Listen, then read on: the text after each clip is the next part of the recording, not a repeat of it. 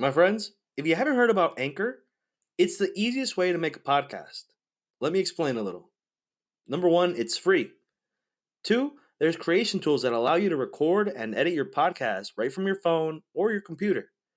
Anchor will then distribute your podcast for you, so it can be heard on Spotify, Apple Podcasts, and many, many more. You can make money from your podcast with no minimum listenership. It's everything you've ever been looking for to make a podcast in one place. Go ahead and download the free Anchor app or go to anchor.fm to get started.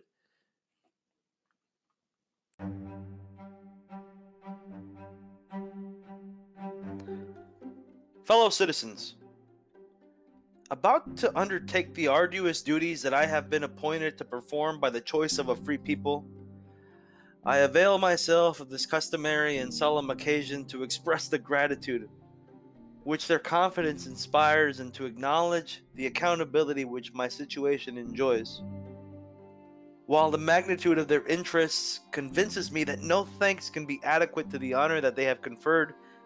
it admonishes me that the best return I can make is the zealous dedication of my humble abilities to their service and their good. As the instrument of the federal Constitution, it will devote on me for a stated period to execute the laws of the United States, to superintend their foreign and their Confederate relations, to manage their revenue, to command their forces, and by communications to the legislature, to watch over and to promote their interests generally. And the principles of actions by which I shall endeavor to accomplish this circle of duties, it is now proper for me briefly to explain. In administering the laws of Congress, I shall keep steadily in view the limitations as well as the extent of the executive power, trusting thereby to discharge the functions of my office without transcending its authority. With foreign nations, it will be my study to preserve peace and to cultivate friendship on fair and honorable terms, and in the adjustment of any differences that may exist or arise, to exhibit the forbearance become a powerful nation, rather than the sensibility belonging to a gallant people. In such measures as I may be called on to pursue in regard to the rights of the separate states, I hope to be animated by proper respect for those sovereign members of our Union, taking care not to confound the powers that they have reserved to themselves with those that they have granted to the Confederacy. The management of the public revenue, that searching operation in all governments, is among the most delicate and important trusts in ours, and it will, of course, demand no inconsiderable share of my official solitude.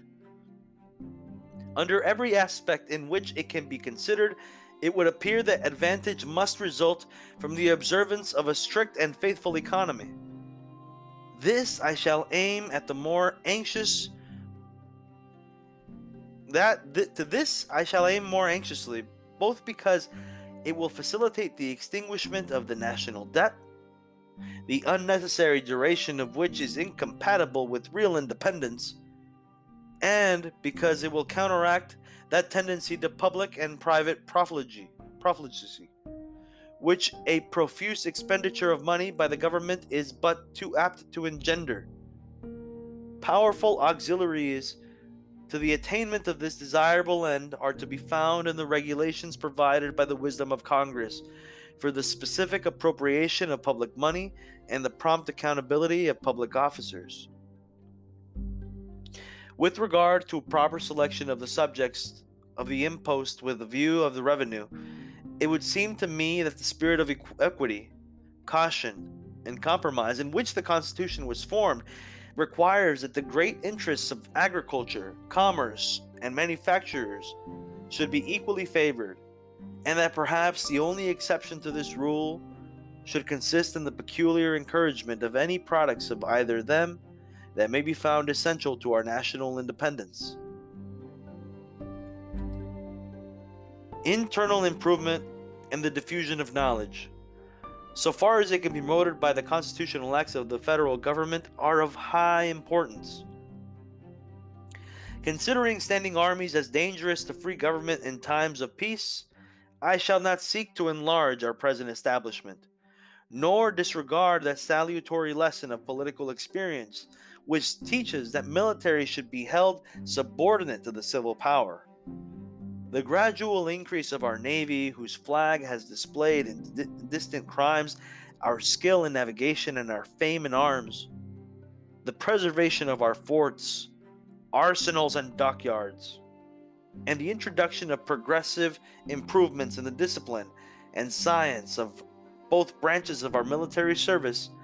are so plainly prescribed by prudence that I should be excused for omitting their mention sooner than for enlarging on their importance. But the bulwark of our defense is the national militia,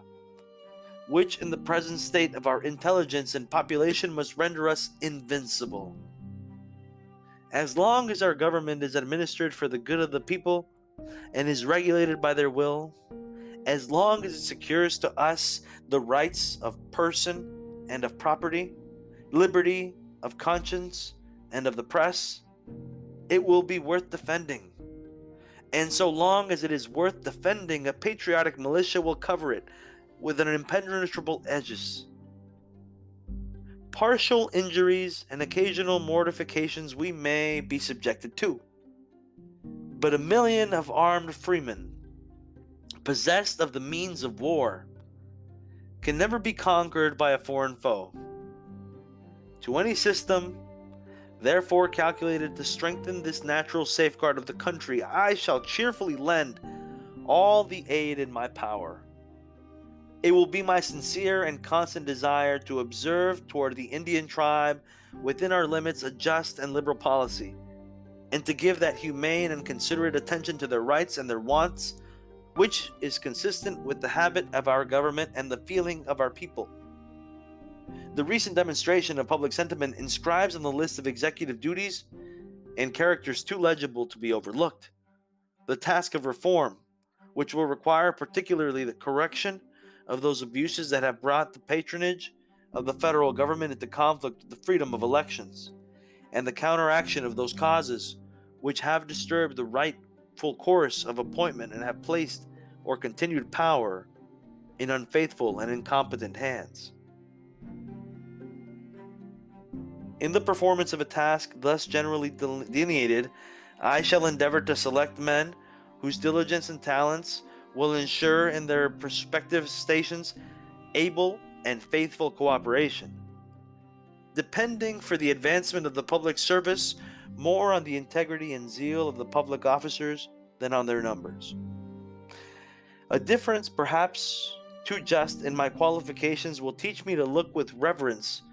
to the examples of public virtue left by my illustrious predecessors, and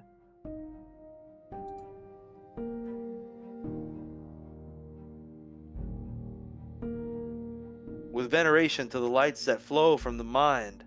that founded and the mind that informed our system. The same diffidence induced me to hope for instruction and aid from the coordinate branches of the government, and for the indulgence and support of my fellow citizens generally,